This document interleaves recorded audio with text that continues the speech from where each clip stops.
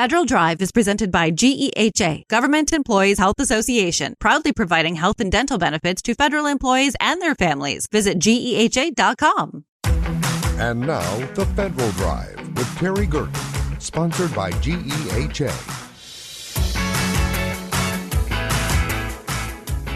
Welcome to the Federal Drive on Federal News Network. It's Wednesday, December 17th. I'm your host, Terry Gerton, and I am glad you're here. Coming up on this hour of the Federal Drive, how lean can government get before essential services start to fail? Plus, the Impact Project expands its reach with a new security map that exposes threats facing public servants. Those stories and much more ahead during this hour of the Federal Drive. We begin with this. Agencies have 90 days to update acquisition policies to ensure that the artificial intelligence tools they purchase are truth-seeking and ideologically neutral. A new memo from the Office of Management and Budget details new requirements starting March 11th for contracts awarded for large language models. Federal News Network's executive editor Jason Miller joins me now with more on what agencies will have to do to meet the administration's new AI guidelines. Jason, great to have you. Always my pleasure. All right, this sounds like complications. Let's start with how OMB is defining truth-seeking and ideologically neutral when it comes to AI large language models. There's two things that OMB does. They lay out in this new memo that's signed off from OMB Director Russ Vought what they call unbiased AI principles. And Terry, this tags back to the July executive order that President Donald Trump signed preventing woke AI in the federal government. They define these two terms this way. First of all, truth-seeking. LLMs shall be truthful in responding to user prompts, seeking factual information or analysis. They should prioritize historical accuracy, scientific integrity, and objectivity. You know, a lot of these vendors you talk to would say, of course we're truth-seeking. We don't want to give you fake stuff, though I guess there's things like DeepSeek, but we won't get into that now. Now, ideological neutral is the other one that's maybe tougher, right? So this one talks about, they define it this way: neutral, nonpartisan tools that do not manipulate responses in favor of ideological dogmas. Developers shall not intentionally encode partisan or ideological judgments into their LLM's outputs unless those judgments are prompted by or otherwise readily accessible to the user. So they really try to define this in a way that says, hey, we want these tools to be, to use their words, unbiased. So I think it's very interesting that's the way they start off the memo. How are they going to measure truth-seeking and ideologically neutral? So when agencies go to review these LLMs, are there factors or measures that they should consider?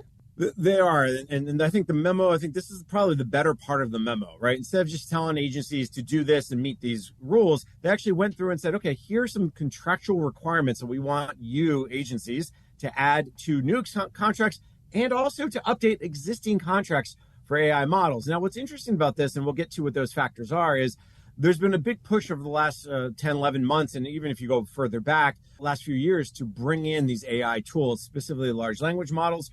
We know, for instance, Terry, the General Services Administration has awarded contracts, very small dollar contracts, 50 cents, at 42 cents, at less than $1, to a lot of the large language model providers like OpenAI, like Anthropic, and Google Gemini and Microsoft and AWS and so on and so forth. And then you have a lot of the vendors who provide services, whether it's ServiceNow or Salesforce or DocuSign or whoever, who also have AI underneath their system. So a lot of contracts are out there. According to GSA, 43 agencies have taken advantage of these really cheap and easy contracts. So starting March 11th, they're going to have to add and update their existing contracts or for new contracts.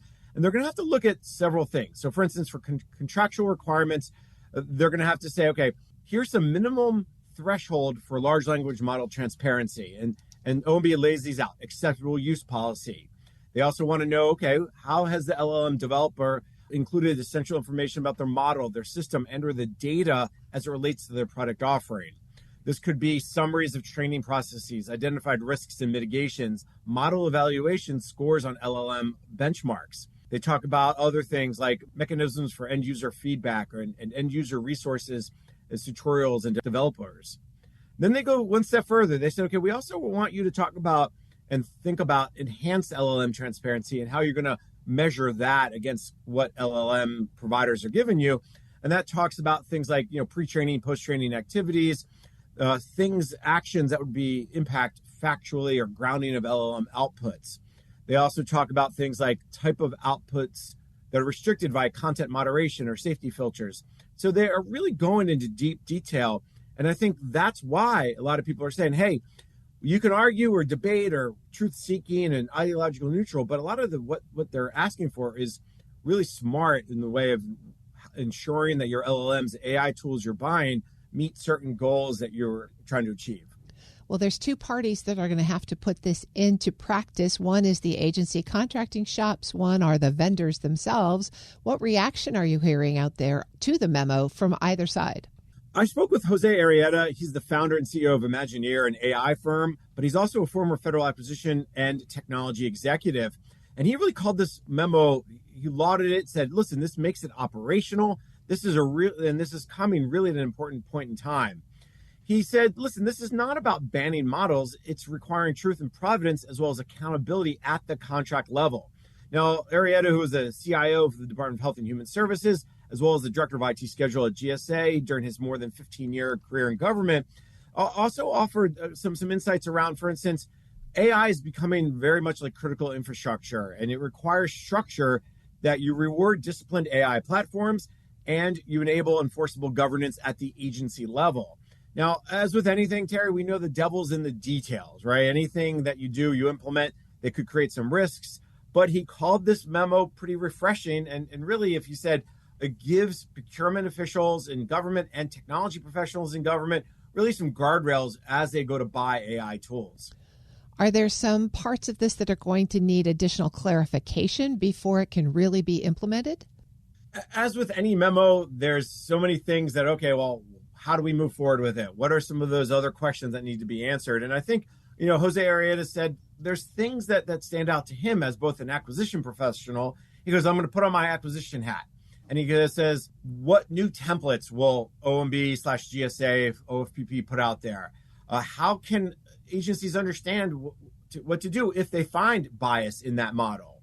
Do they terminate the contract for convenience or for cause? He said maybe a due diligence playbook would be helpful for acquisition professionals. And of course, how do you audit these tools? How do you get the feedback from the vendors themselves? And then, of course, there's training. How do you train contracting officers to know what they're looking for and to understand what they're looking for? I mean, all of these things are challenging in and of themselves. But when you're saying, okay, now add it to the contract level among all the other things contracting officers must do and or program managers must do, it just adds another layer of complexity that they're going to need some help to understand and how to implement. Does the memo say anything about that extra training? It does not specifically come in to say, hey, we will be doing these things, we will help you. But you always look at these memos and you say, okay, what can OMB do next? How can OMB go from, okay, here's your memo, now let's put it into reality? And I think that's where the Federal Acquisition Institute, the old Defense Acquisition University, and OFPP can really start educating and talking to chief acquisition officers, senior procurement executives to talk about what this means, how it works. I think that's still to come and how they'll address it. That's Federal News Network's executive editor, Jason Miller. Jason, thanks for keeping us posted on this, I think, exciting new development. My pleasure, Terry. You can find his story at federalnewsnetwork.com. Up next, the Impact Project expands its reach with a new security map that exposes threats facing public servants. This is the Federal Drive with Terry Gerton on Federal News Network.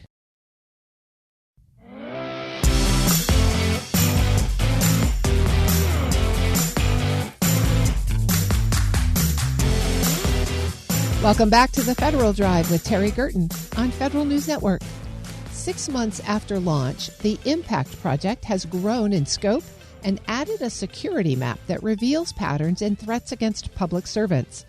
Abby Andre, the project's founding executive director, explains what the data shows and how it can guide action. Abby, it's lovely to have you back on the show. Thanks so much for having me. When we first spoke back in May, the Impact Project was just launching. So now that you're 6 months old, what have you learned since then about how people are using the tool and how the project has evolved? We've learned a lot since we launched. When we started, we had about 5,000 instances of government change mapped on our impact map.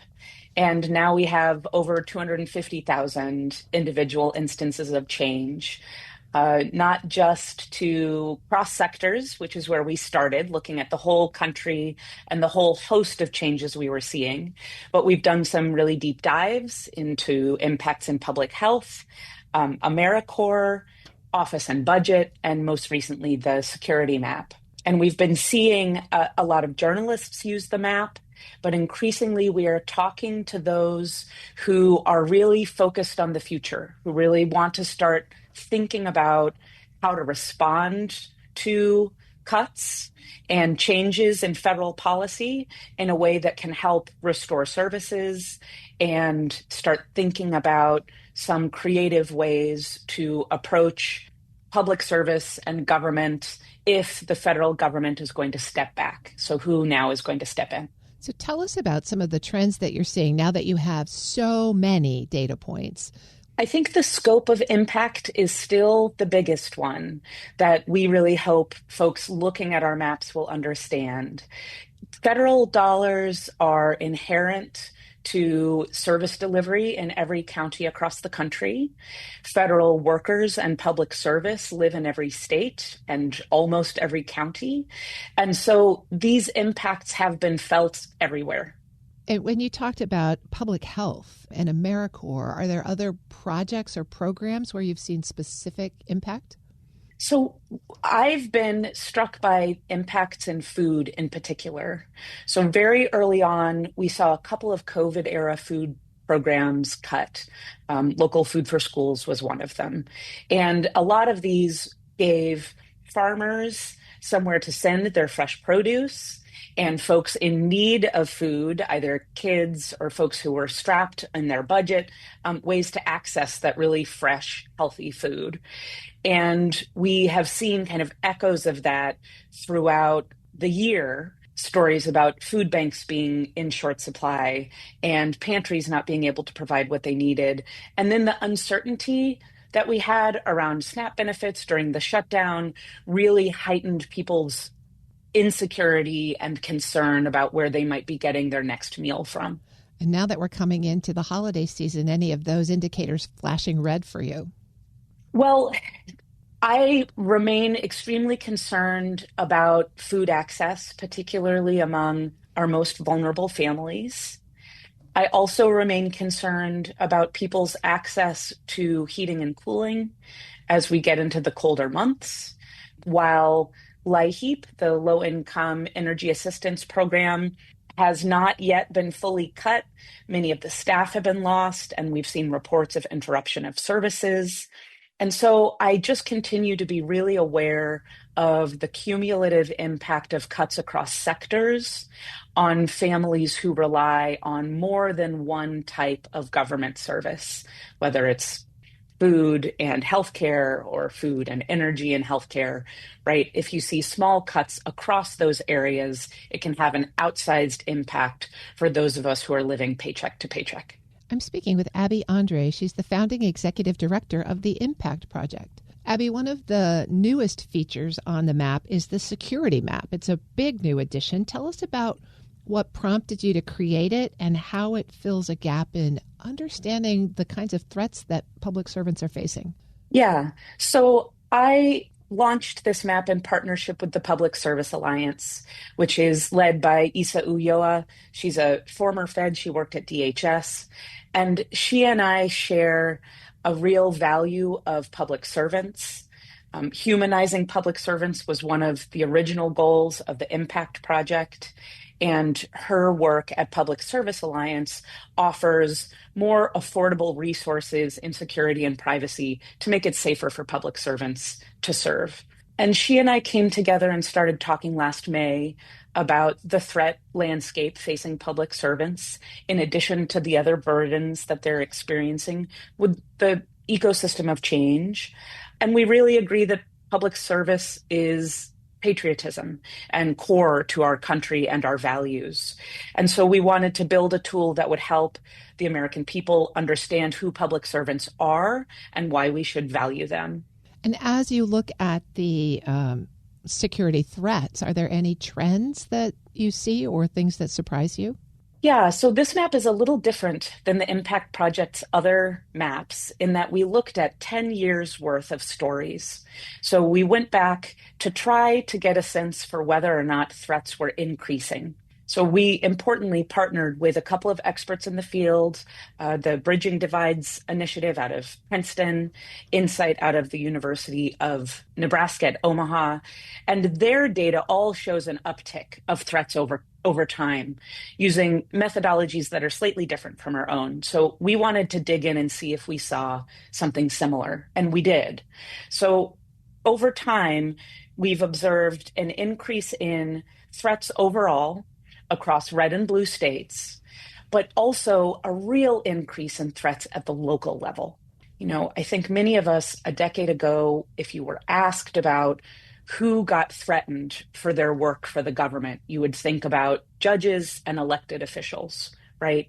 Now we know, and particularly since the beginning of the pandemic, that school board officials, librarians, city council members are really at the front line of this surge in threats that we're seeing nationwide.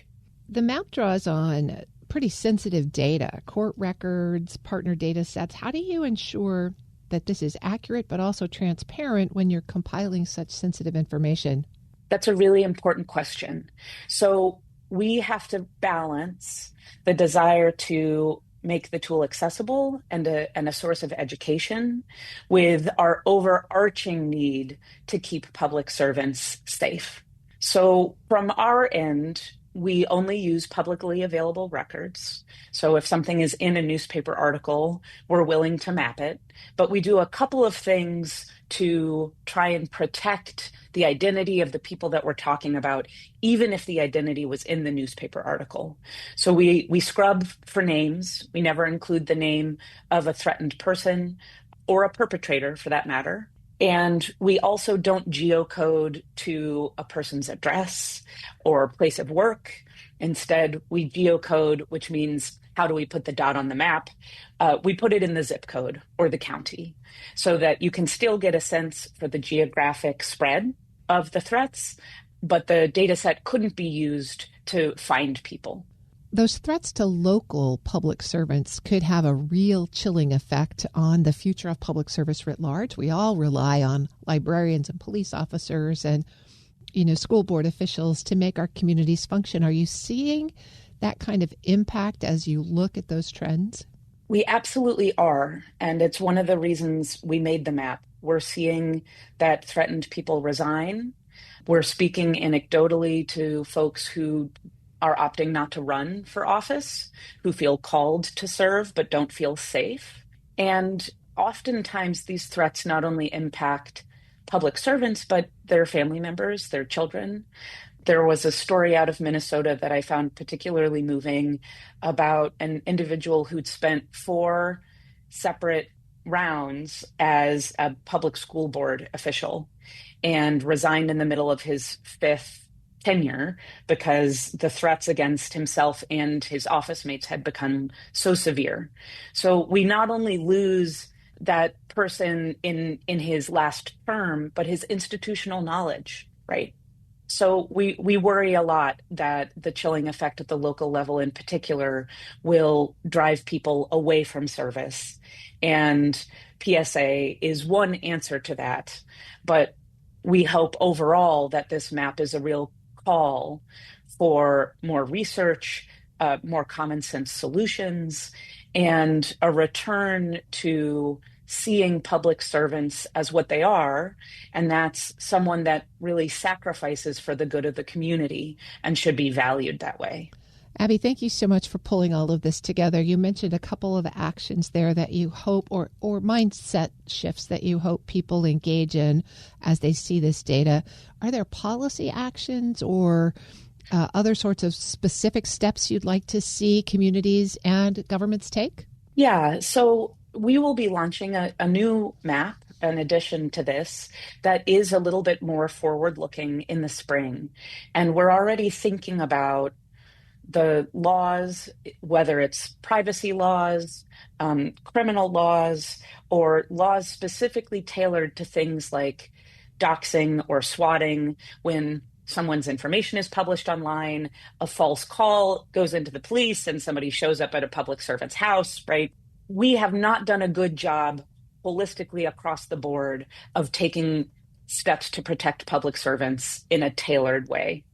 And so we hope that the coming map and the materials that go with it will help identify best practices and really elevate the need for lawmakers and communities to be having conversations about steps around privacy, security, and education that can help lower the temperature.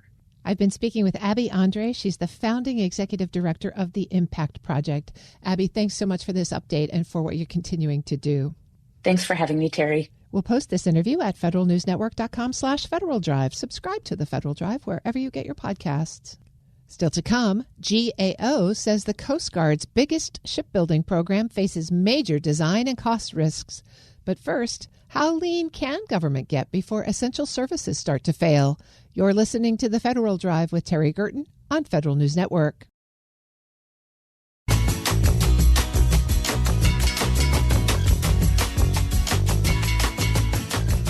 Welcome back to the Federal Drive with Terry Gerton on Federal News Network.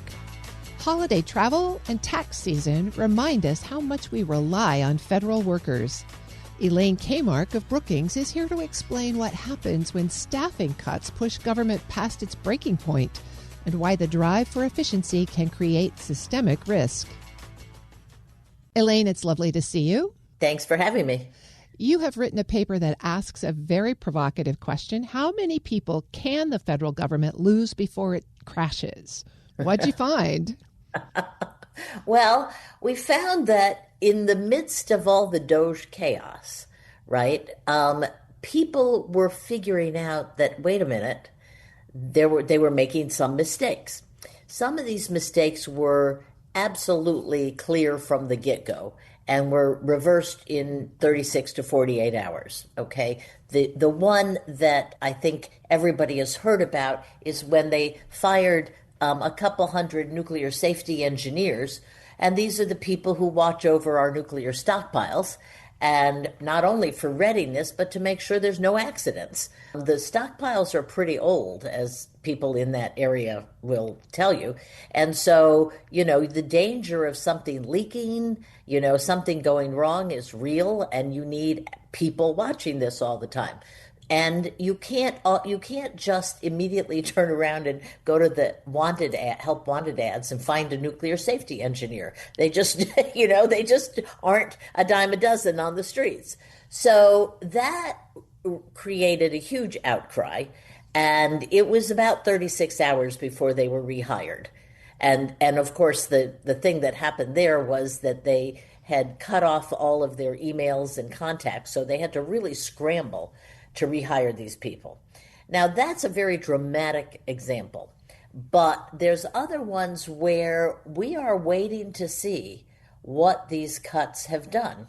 And the fact that there's what we did when we put together this paper was we started watching carefully news sources like your own, like Government Executive, et cetera, that really cover the federal government. And, of course, the traditional news sources, and looking for stories that talked about rehiring civil servants who were either fired or who were offered the deferred resignation. And in a lot of these cases, the agency took back the offer of the deferred resignation. Okay, so in other words, what was happening during the whole of this year was firings, dramatic firings sometimes, reductions in force, whatever, and then pullbacks as people began to realize, particularly the political appointees, I think, in the agencies, because they knew they were on the line, right? It's no accident that the Transportation Secretary, Secretary Duffy, was the first person to yell at Elon Musk in a cabinet meeting.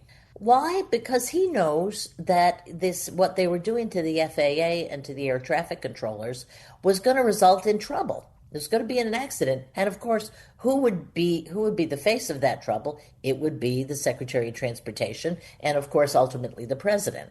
So, he stood up. He was the first one that really stood up to Musk in front of the president.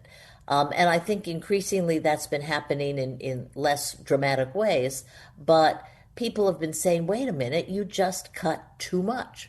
The latest numbers from OPM say that 317,000 people have left working for the federal government, but 68,000 have entered. It's not clear if they left and then came back or if those 68,000 are new hires. But the administration's contention has been that federal government is too big and too bureaucratic. At what point did these reductions stop being about efficiency and really start creating systemic risk? Oh, I think they're already creating systemic risk. And that's why, you get the dramatic examples like the nuclear safety engineers. Then you have the longer term examples. So, for instance, everything that's going on at the CDC, at the Centers for Disease Control, right, is increasing the probability of pandemics and outbreaks. So you can imagine measles outbreaks in the coming months or years. You can even imagine polio coming back because of what they've been doing, the denigration of science, etc. And suppose you or your loved one is suffering from a really serious cancer. All right, well, there's been laboratories defunded, and they know what they see what they're doing, right? So they defund them and then they put the money back, right? And they've done this with some of Harvard's laboratories recently. The problem is you interrupt research and you lose months, if not years, of research. The mice die, right? The test, you know what I mean? All that stuff that goes on in a laboratory, which is so complicated, that when you close down a laboratory, you lose time.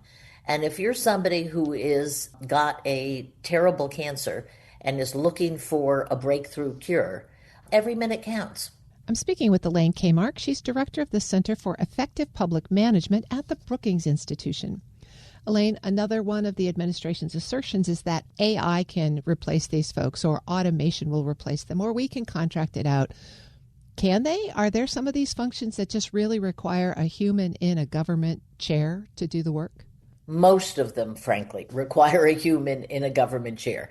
AI has huge potential, right? And back 30 years ago when we did Reinventing Government, the internet was just coming online for many people, because we were there, remember, 1993 to 1996, right? So, we didn't even, when I went into the White House in 93, we didn't even have the use of the internet. So as we went on, absolutely the internet was able to replace people. Okay, the technology did replace people. I have no doubt that would be the case in AI. The problem is that AI is not ready for prime time, and the Doge people did not go about this with any sort of plan for which functions would do it. So let me give you an example. 30 years ago, we really were convinced that eventually technology would help us really get a handle on Medicare and Medicaid fraud. We've always known there's a lot of fraud in there, but it's a massive payment system, and you have to have something that can sort of look through and find the patterns that are unusual. AI is going to be great for that. But did they announce that? Right? The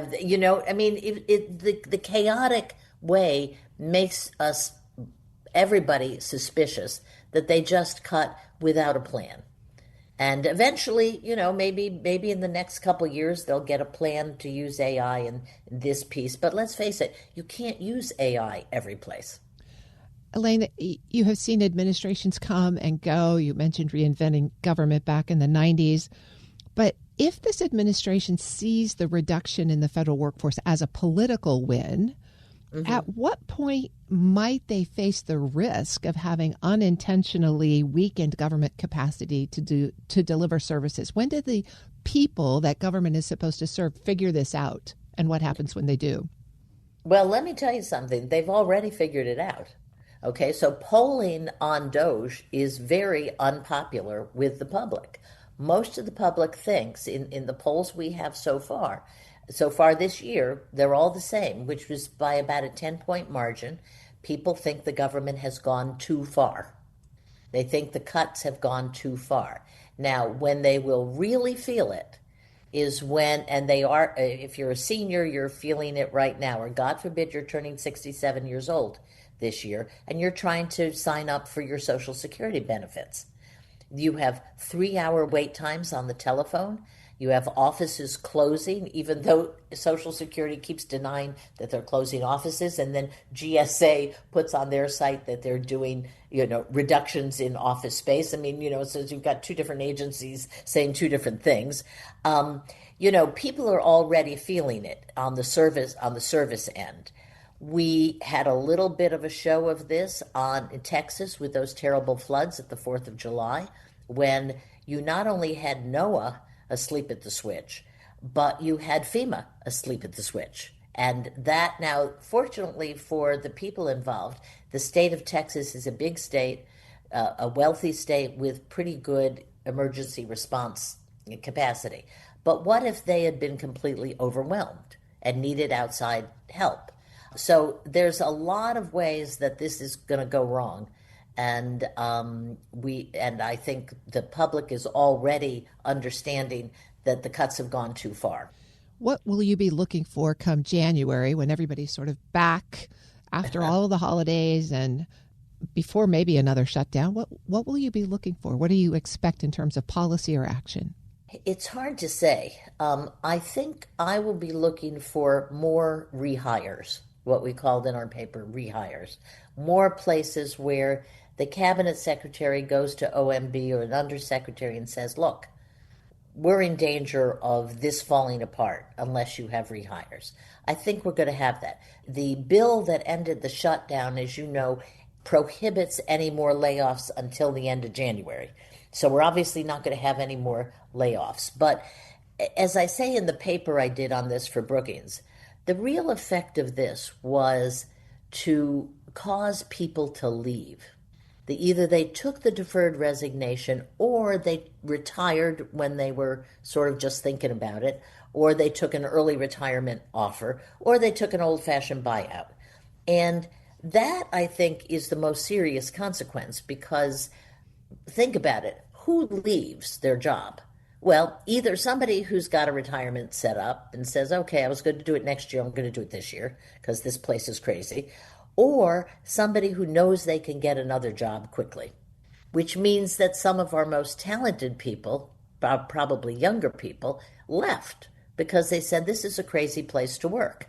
Not to mention the fact that you have an OMB director who constantly says things like he wants to make the federal worker terrified of going to work. I mean, that's your legal definition of a hostile workplace. They have created a hostile workplace for 22 million people. And so no wonder people are leaving. And that, I think, is the biggest consequence. And so the question is, can they get people back? Right? Now, seeing what you've seen, suppose you're a terrific cybersecurity person, right? And you've just gotten out of college a couple of years ago. You've got a great resume. You know that field. We know that for decades now, the government's been desperate to hire cybersecurity people. You have your choice of going to Chase Bank and doing cyber, or going to Social Security or IRS or some other big government agency. What are you going to do, right? I mean, at these entry-level jobs, as we know, the pay is pretty even. So it's not a matter of the pay diverging until you get into the upper levels. But the federal government is now run by people who constantly demean the federal workforce. Now that can't help hiring. So even if you're trying to hire back, I think that it's going to be difficult for the federal government to do that. And we'll see what happens in January. And then of course the court cases, right? I haven't even written about the court cases because I've been focusing on the operations of government. But there's about 20 absolutely critical court cases that are going to have to wend their way through the system. And we're going to see how much of this can be done. Because the nut of the argument is if Congress has the authority to appropriate, and Congress appropriates money, and the government and says, do this, right? Do this, do that with this money. And the executive says, oh, okay, we'll do this. We're going to do this with 5 people. And it is absolutely clear that you can't do this with 5 people. Okay, is that a violation of the separation of powers? And that's what we're headed to. That's really the issue that everybody is going to have to get their head around. And we'll see if the courts offer any clarity on this in the coming months. Elaine Kmark is director of the Center for Effective Public Management at the Brookings Institution. Elaine, thank you so much for your insights. Thanks, Terry. Thanks for having me. We'll post this interview at federalnewsnetwork.com/Federal Drive. Subscribe to the Federal Drive wherever you get your podcasts. Coming up next, GAO says the Coast Guard's biggest shipbuilding program faces major design and cost risks. This is the Federal Drive with Terry Gerton on Federal News Network.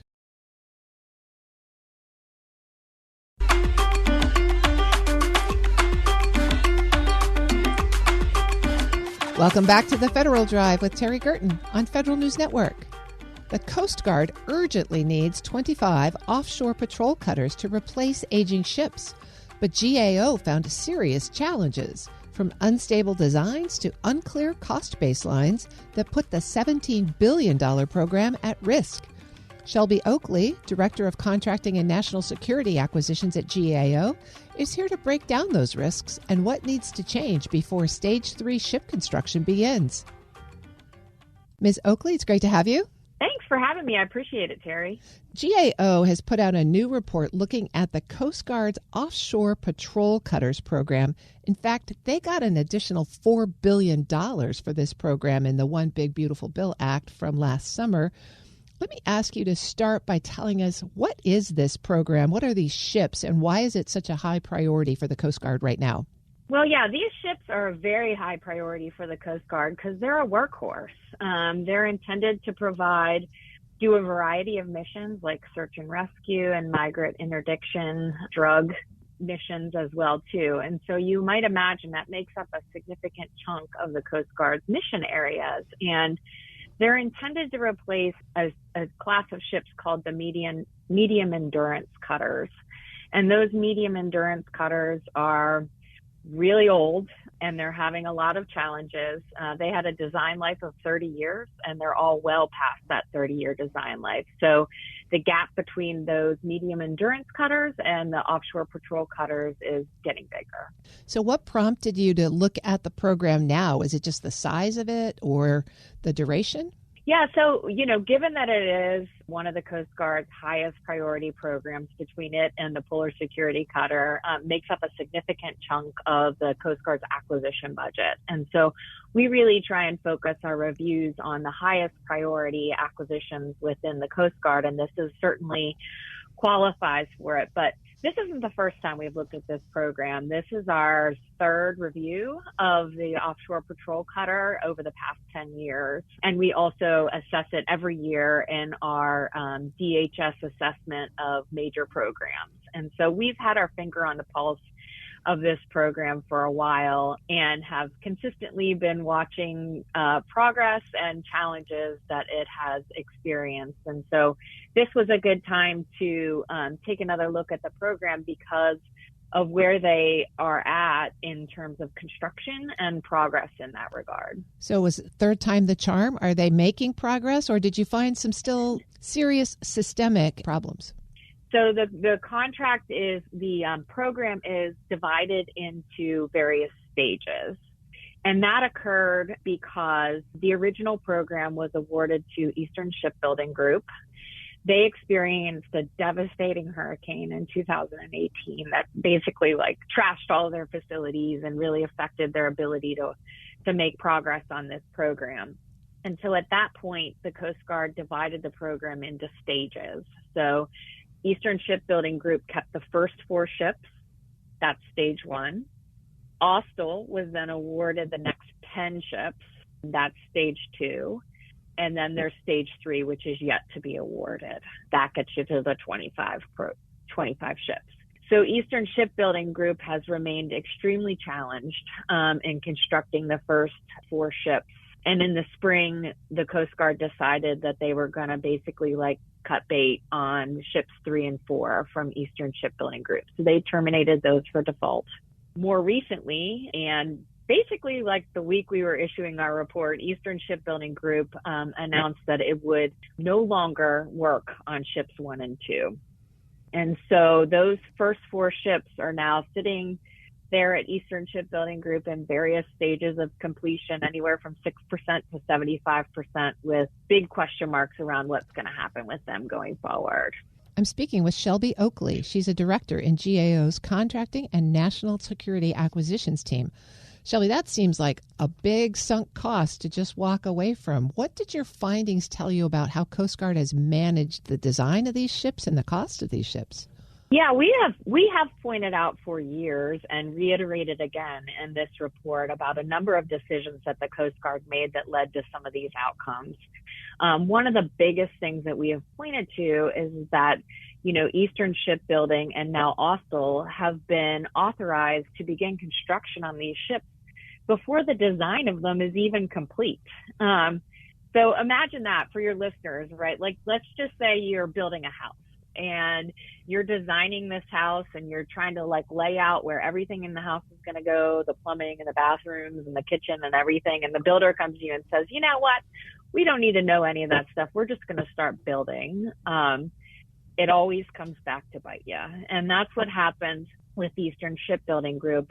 It led to a lot of rework where, progress was made, construction was done, but then the design changed or matured and realized, oh, shoot, we need to route those pipes somewhere different. And so that amount of rework that happens really ends up adding a lot of time and money to the effort. And so that's exactly what we saw. We saw an increase overall for this program, a 57% cost increase in this program from initial baselines, and OPC-1's delivery, that's the first ship built by Eastern Shipbuilding Group, was delayed by 5 years. So certainly those are some of the challenges that we've raised. And we've raised concerns about the Coast Guard's oversight of this program as well, too, both from the perspective of those decisions allowing design to progress, but also from a cost perspective. There's a lot of questions about the fidelity of the cost estimates and the schedule estimates in this program that I think have come to bear in terms of them being outdated before they're even, or right after they're initially rebaselined. And so we've made some recommendations to the Coast Guard to improve things like their schedule estimates, to bring more fidelity and oversight to the cost estimates for the program, for example, by estimating, cost per ship versus for the overall program. And so a number of things over the years we've recommended for them to do, and they've taken some action, but not in every case. Is this a problem that's unique to the Coast Guard? I mean, the Navy buys and builds ships all the time. Does the Coast Guard or the Department of Homeland Security not have that same sort of institutional knowledge here? So there's a couple of things I think that I would call your attention to. The Navy has its own challenges, and certainly for your listeners, with the announcement a couple weeks ago about the cancellation of the frigate program for the Navy, where they've spent $4 billion trying to design a ship and construct a ship, and now they're going to walk away from it. So it's kind of indicative of the overall status of shipbuilding in this country, that it's extremely challenged. And part of the reason why shipbuilding is challenged in this country is because of workforce and facilities. And so we had years of declining shipbuilding in this country that led to, declining workforces, and the people to be able to do the welding and design efforts on these ships are no longer around. And so both the Navy and the Coast Guard are working to kind of rebuild that. I think I would say, secondly, the Coast Guard doesn't always get the tier 1 shipyards that the Navy does to build its ships. And so, for example, with ESG, this award for OPC was its first government contract. And so imagine trying to figure out how to work within, government bureaucracy to build your ship when you're used to do your commercial business where it's a lot different. And so that was definitely a challenge for Eastern as it made its transition to this program. I think that led to a lot of, issues on the program. Well, looking ahead as the Coast Guard moves to hopefully stage 2 and then stage 3, what is the most important of your recommendations that you hope they get a handle on quickly? Yeah, I mean, the bottom line recommendation that we've been kind of reiterating for a number of years is get that design stable before you start constructing any more ships, because you don't have the time or the resources to waste reconstructing things because the design's changed. And so, one of our recommendations on the stage 2 was don't authorize Austal to build any more ships until they've completed their design. And so that's a big one. But then I think another really important recommendation that we made is this stage 3 award is looming, right? Like they have to award the remaining 10 ships. And our contention is, maybe you should operationally test the ships that you've built and make sure they do the things that you want them to do before you authorize a whole nother set of 10 to be constructed. And so we really focused on trying to push the Coast Guard to get that type of knowledge before they issue that, RFP for that third stage. And we also hope at that time that they can incorporate more of our leading practices that we see commercial companies do, like, adhering pretty strictly to the existing design and not making changes, and really ensuring that everything's modeled in this 3D model that allows for real-time work between the Coast Guard and the builder to understand kind of the effects of any design changes on it, and a number of other things in terms of those leading practices. But those two things, I think, would really help the Coast Guard ensure that they put this program back on better footing. And have the Coast Guard and Department of Homeland Security been positive in their response? So they were positive in the response about the stage 3 recommendation in terms of, incorporating knowledge before. We'll see if they actually adhere to that. They did not concur with the stabilizing the design for stage 2 before authorizing additional ships. I think they feel confident enough in the design to feel like they're good to go, but we've seen this story play out before, both within the Coast Guard and the Navy, where that confidence can be overstated sometimes. And so we're hoping that they really take that one to heart. I've been speaking with Shelby Oakley. She's a director in GAO's Contracting and National Security Acquisitions team. Shelby, thanks so much for sharing this important report with us. You're welcome. I'm happy to do so. We'll post this interview and a link to the report at federalnewsnetwork.com/Federal Drive. Subscribe to the Federal Drive wherever you get your podcasts. Early in the Trump administration, the Department of Government Efficiency directed the General Services Administration to take major cuts to leased office space. GSA officials say they successfully terminated hundreds of leases this year, but far fewer than the goals set by DOGE. These updated figures come at a time when government officials are taking stock of DOGE's impact and whether agencies came close to achieving the Trump administration's government efficiency goals. Federal News Network's Jory Heckman is here with more details. Jory, thanks for being here. Hey, Terry. Great to be here. So just back up for a minute. We have talked about federal real estate quite a bit. Why is that a top priority for the Trump administration? There's a couple of ways to look at that. I think the most recent one is that in the president's management agenda, the Trump administration has made optimizing the federal real estate portfolio one of its top priorities. As far as the why of it all, the Government Accountability Office has made this a part of its high-risk list of programs that are of concern government-wide.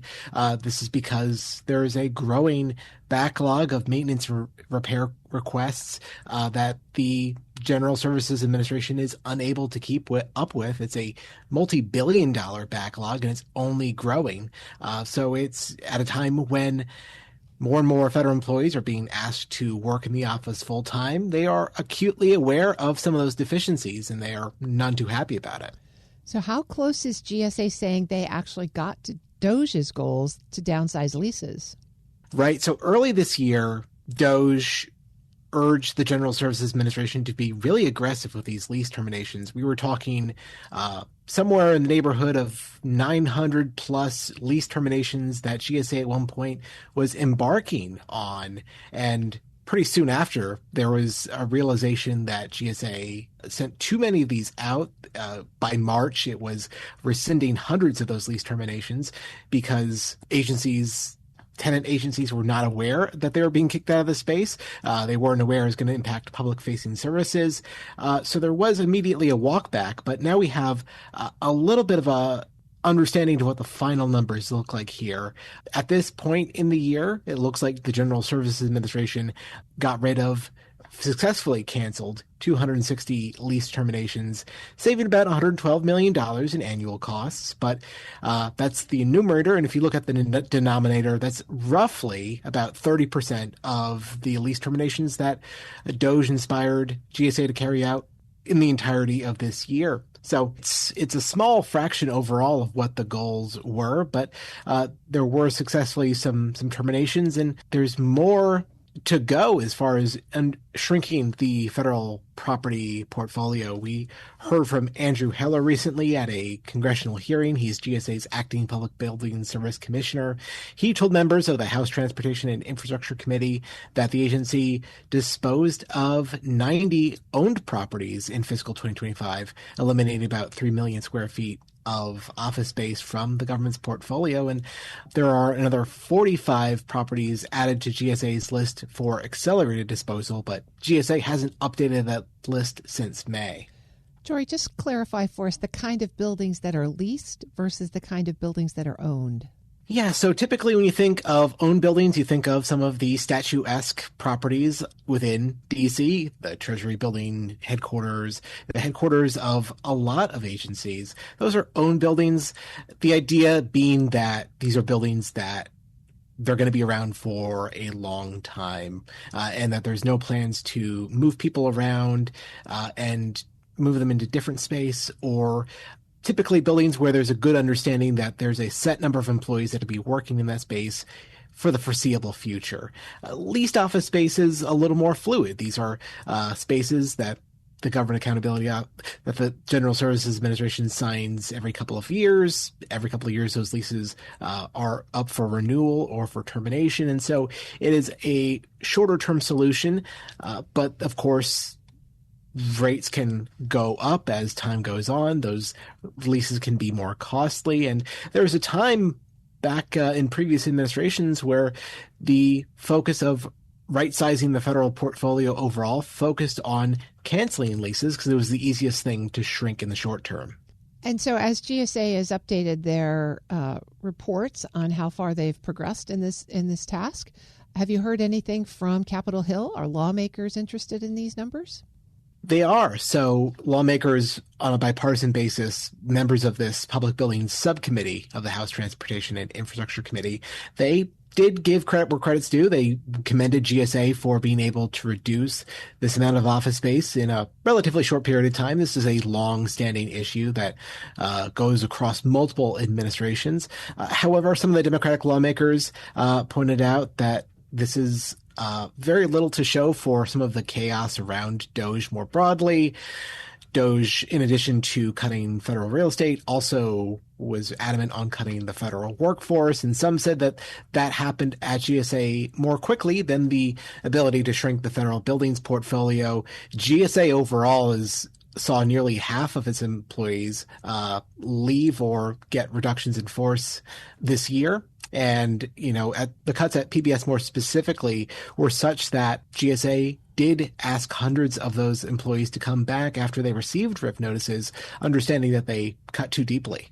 Is GSA continuing to move forward on reducing unutilized or underutilized office space? They certainly are, perhaps maybe not with the same momentum and enthusiasm that we saw earlier this year, but this is always going to be an issue on GSA's radar. One thing that is certainly going to be happening next year is that the Trump administration is going to be looking at more opportunities to shrink underutilized office space through the Use It Act. This is a piece of legislation that President Joe Biden signed before leaving office in January. This really does set this government-wide target of a 60% utilization rate for federal buildings. And if those buildings come up short, then those agencies need to come up with a plan for reducing that office space. That means relocating to smaller space, co-locating other agencies into that space, but generally doing what they can to get those utilization numbers up. And also in January, GSA and the Office of Management and Budget are going to submit plans to consolidate agency headquarters in the national capital area to meet that 60% target.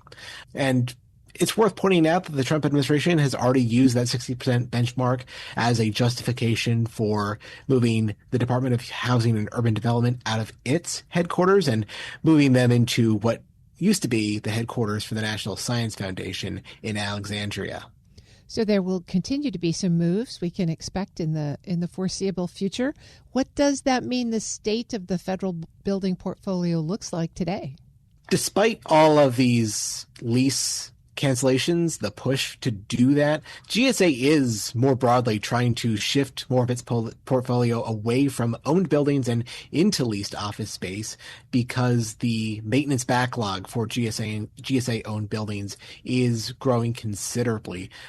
One member of the Public Buildings Reform Board, which advises GSA on underutilized properties it should sell, they told lawmakers that at this point it would need about $50 billion to address the backlog of deferred maintenance and repairs in buildings. And GAO has also come up with some numbers here saying that the backlog has more than doubled in recent years. This is the kind of issue that if you don't address right away, the problems just compound. They get more worse. The repairs become more costly. And GSA is on board here. They are asking Congress for $365 million for an optimization fund in fiscal 2026 that would help them dispose of more underperforming buildings. Well, the public building system certainly has their hands full. Absolutely. That's Federal News Network's Jory Heckman. Jory, thanks for the update. Thanks, Jory. You can find his full story at federalnewsnetwork.com. The Federal Drive with Terry Gerton is produced by Eric White and Michelle Standiford. Our web editors are Daisy Thornton and Stephanie Wright. For the latest updates, stay with federalnewsnetwork.com or follow us on Facebook, YouTube, and LinkedIn. I'm Terry Gerton. Thanks for listening.